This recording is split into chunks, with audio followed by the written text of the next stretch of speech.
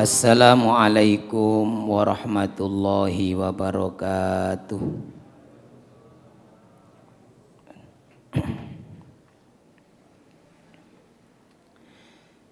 Bismillahirrahmanirrahim. Alhamdulillahi rabbil alamin. Wassalatu wassalamu ala sayyidina wa maulana Muhammadin wa ala alihi wa sahbihi ajma'in, amma ba'du. Para hadirin, para jamaah rahimakumullah. Monggo kita lanjutakan ngaji kita yang niki maqalah yang ke-12 nih. Al-maqalatu tsaniyata asyrata.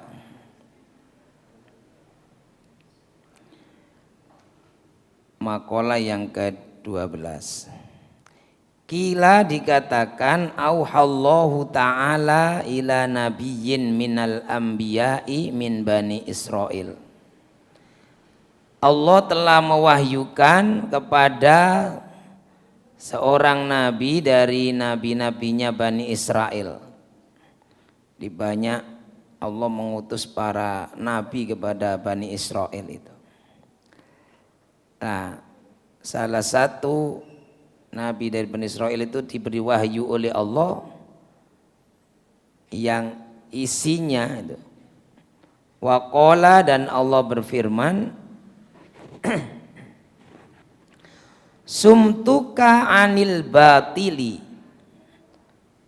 sumtuka anil batili,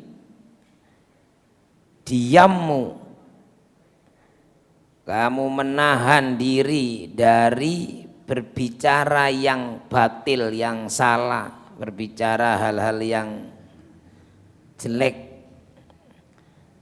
membicarakan perkataan-perkataan atau hal-hal yang dilarang oleh Allah. Li saumun, bagiku kata Allah itu sama dengan puasa. Jadi kalau panjenengan ini diam, ada orang membicarakan tentang kemaksiatan, kemudian dengan menahan diri, tidak bercerita, tidak membahas itu, atau diam tidak mengatakan hal-hal yang perkataan-perkataan yang maksiat, berkata yang jelek, yang jorok, atau yang pokoknya yang menyebabkan orang itu lupa dengan zikir kepada Allah, itu sudah bernilai puasa. Karena pada hakikatnya puasa itu kan menahan diri. Wa hifdzuka al jawariha, dan kamu menjaga badanmu, ai al awamila, menjaga perbuatan-perbuatan anggota tubuh, misalnya kedua tangan, kedua kaki kita tidak melangkah kepada yang haram-haram, dan menjagamu kepada anggota tubuh anil maharimi, dari hal-hal yang diharamkan, tangannya tidak melakukan yang diharamkan, kakinya tidak melangkah untuk hal yang diharamkan. Li, maka itu bagiku sholatun, sama dengan sholat. Jadi sudah dapat pahala sholat. Jadi ada orang-orang yang tidak melakukan sholat tapi dapat pahala sholat, yaitu orang-orang yang bisa mengendalikan anggota tubuhnya ini dari hal-hal yang dilarang. Maka waktunya orang pergi ke konser kemaksiatan, dengan kate berangkat ke situ, itu podo pahalai sholat. Makanya dulu ada orang alim itu mendengar mau ada konser yang metal-metal lah, yaitu kumpulnya terjadi ikhtilat laki-laki perempuan, ya banyak kemaksiatan itu. Tapi Orang yang alim ini kiainya ngomong, nanti kalau ada konser itu diberitahu, aku dikabari. Loh, untuk apa dikabari? Tadi itu nonton Pak Yai ya enggak. Kalau dikabari kan ada niat. Tadi ada kepingin tuh wong gemertek berangkat. Ya berniat tidak berangkat berarti kan itu. Lah kalau nggak kedengaran kabar apa-apa ya kan berbeda. Jadi nilainya berbeda ketika dikabari ada hal-hal yang misalnya menjerumus kepada keharuman, kemaksiatan. Kemudian kita nih, orang pada ajak-ajak kemudian kita bisa menahan diri. Berangkat tuh dewi aku gak berangkat, rodok ngeluh lawan beda. Jadi niatnya itu mengendalikan diri. Tapi kalau memang gak krungu kabar apa-apa, gak kedengaran, ya memang gak ada niatan, gak ada upaya mengendalikan. Jadi menahan kamu menjaga anggota tubuhmu, misalnya kedua tanganmu, mengendalikan kakimu tidak melangkah kepada hal-hal yang diharamkan, itu li sholatun ay ajruhu ka ajris sholati, maksudnya pahalanya itu sudah sama dengan pahala sholat. Wa iya suka aikot utom aka, jadi menahan diri dari keinginan atau sifat tomak, anil kholki, dari makhluk,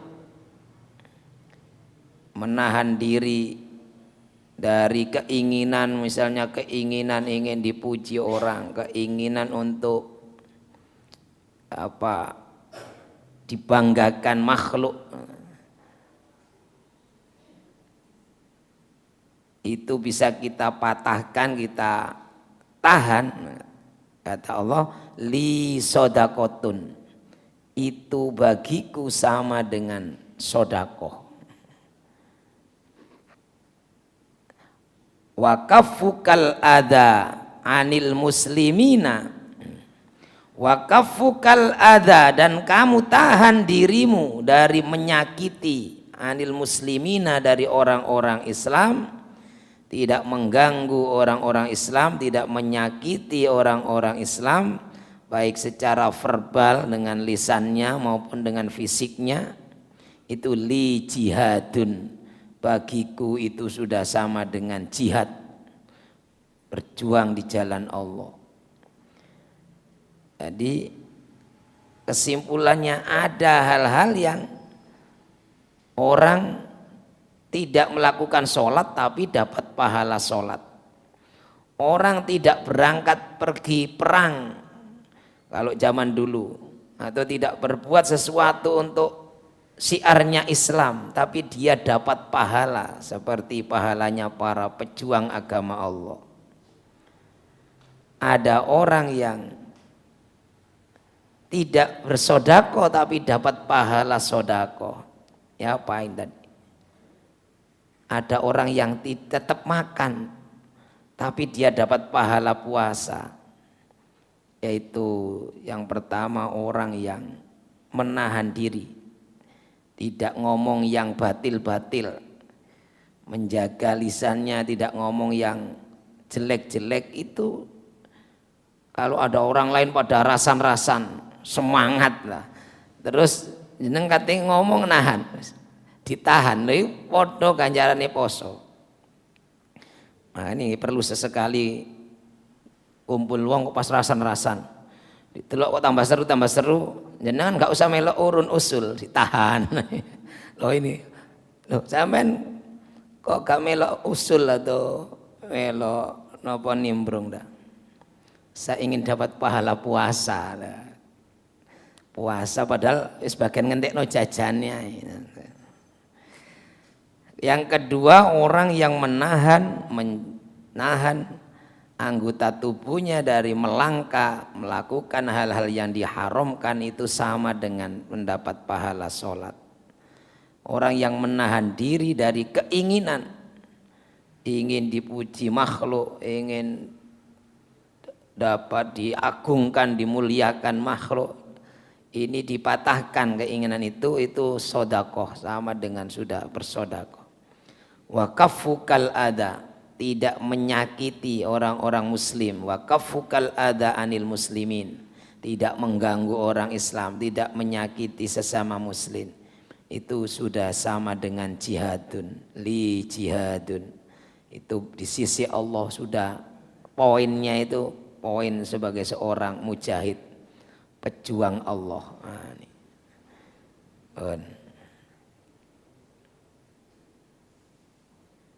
ini. Bismillahirrahmanirrahim. Dan iki wal maqalatu as-salisata asyrota. Setunggal malih. Maqalah yang ke-13. An Abdillah bin Mas'udin radhiyallahu an. Dari Abdullah bin Mas'ud radhiyallahu an. Qala, beliau berkata, arba'atun min dzulmatil qalbi. Ada 4 hal ini yang menyebabkan dzulmatul qalbi, menyebabkan gelapnya hati, kegelapan dalam hati. Arba'atun min dzulmatil qalbi, ada 4 hal. Ini termasuk dari penyebab petengi hati, dzulmatul qalbi. Jadi kalau kita kan bahasanya semerap peteng hati ini lagi peteng. Jadi ada orang gak bisa mengendalikan diri, hati ini peteng, cupet nalare saja. Ada orang bunuh diri, wah ini kan hati ini peteng. Atau tiba-tiba membunuh orang lain, tembak hati ini peteng. Nah, ada hal yang menyebabkan dzulmatul qalbi. Apa itu? Yang pertama adalah batnun syab'anun min ghairi mubalatin. Batnun syab'anun, yaitu perut yang kekenyangan. Min ghairi mubalatin, karena tidak ada kepedulian. Jadi ya perut yang kenyang itu maksudnya ya tamak. Perutnya kenyang terus, tidak pernah lapar. Karena nggak peduli, nggak mau berbagi sampai di. Jadi perut kenyang terus ini ya menyebabkan orang ini tidak peka hatinya. Ada orang kelaparan di sampingnya, nggak tahu, karena merasa ya sudah semua baik-baik saja. Itu min ghairi mubalatin, karena tidak ada kepedulian. Mestinya sebelum kenyang itu berbagi. Jadi orang yang tidak mau berbagi macam di sini.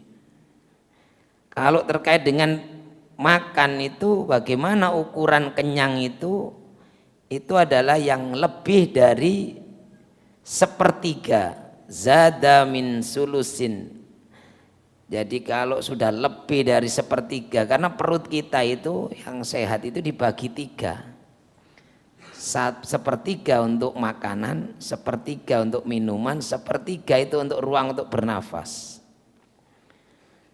Alek mangani keben sampai gano nafasi. Sampai nopo turu gak nyenyak. Tapi biasanya kalau anak-anak yang lagi nopo seneng-senengnya makan itu, semego jenenge, seneng, jadi makan kebanyakan, lebih dari sepertiga itu sudah kebanyakan. Idealnya yang sehat yang dicontohkan Nabi itu adalah sepertiga untuk makanan, sepertiga untuk minuman, kita sepertiganya untuk pernafasan. Lebih dari itu yang berlebih, kekenyangan namanya. Jadi yang pertama yang menyebabkan hati kita ini mudah gelap, tidak mudah dapat cahaya, namanya gelap.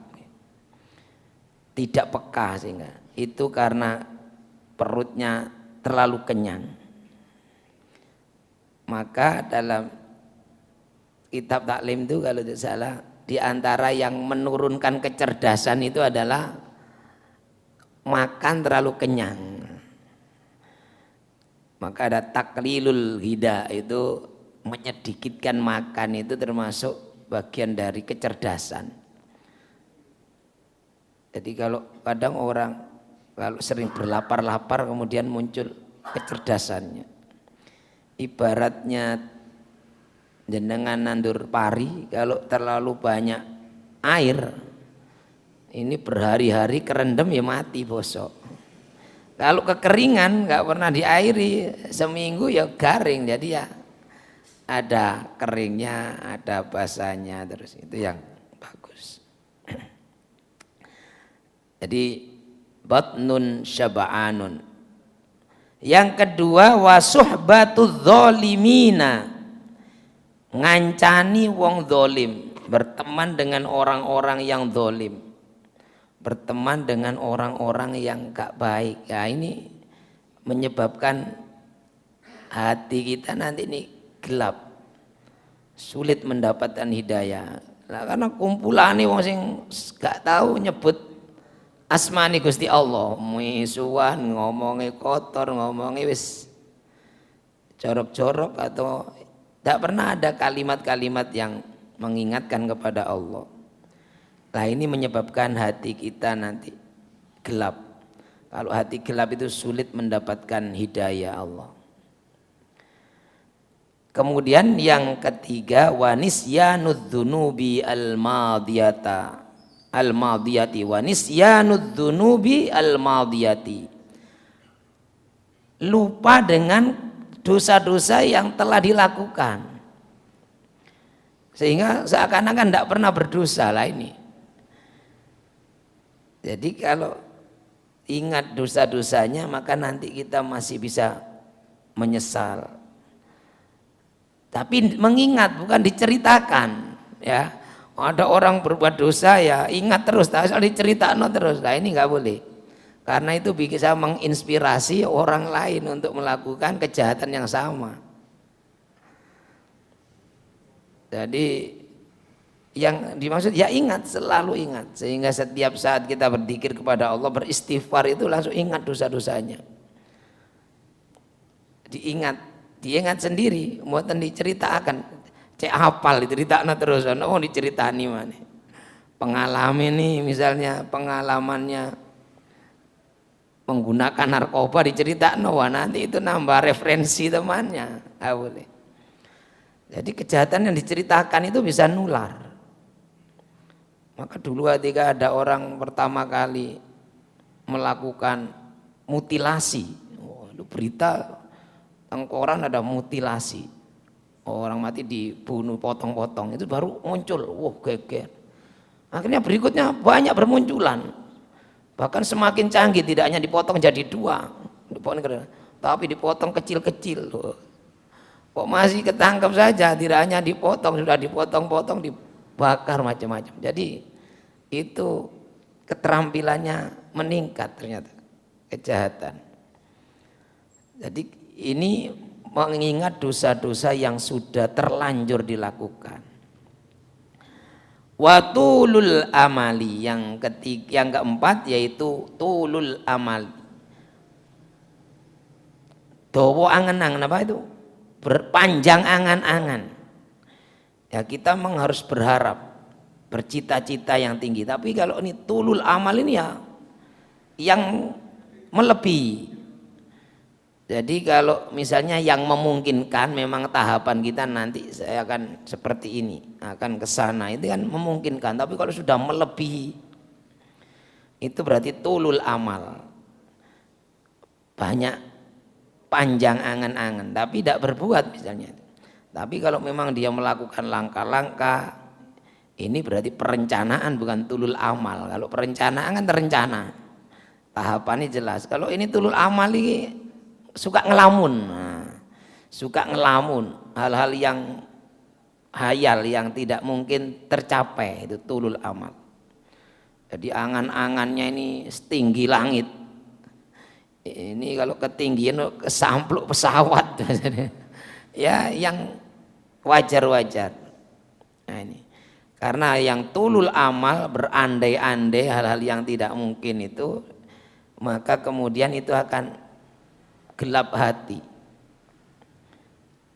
Nah ini min dzulmatil qalbi, penyebab gelapnya hati. Kalau hati kita gelap ini sulit menerima hidayah. Atau bahkan kemudian tidak hanya gelap tapi qaswatul qalb. Qaswatul qalb itu hati ini atos. Atos hati ini pengku kandhanane, gak kena dikandani. Kalau bahasa Jawa dulu itu kan jeneng kepireng istilah wangkot. Wangkot nanti kira. Wangkot itu wis angel kandhanane. Jadi le dikandani wis gak mempan. Jadi angel wis tadi wangkot. Sampai dulu guru saya memberi contoh wong wangkot itu contohnya ini, ada orang buta, ini kan nggak ngerti. Orang buta kan memang nggak ngerti jalan. Begitu jalan minggir-minggir sebelahnya kan sungai. Kandani. Balik, ampun minggir-minggir niku kali pinggire. Berhubung sing ngandani arek cilik wangkot tadi nih. Enggak nak. Aku iki dalanku bendino lewat kene iki apal. Kalau dikasih mun minggir-minggir niku kali. Ternyata bener kecebur kali. Di kandani mana lho, wale mriki kula tulungi kandani mboten asal minggir-minggir kok. Jawabane saya, enggak Le. Enggak, aku aja ngene Le atus sak kopi aku ini. Ah is angel Le jenenge wangkot.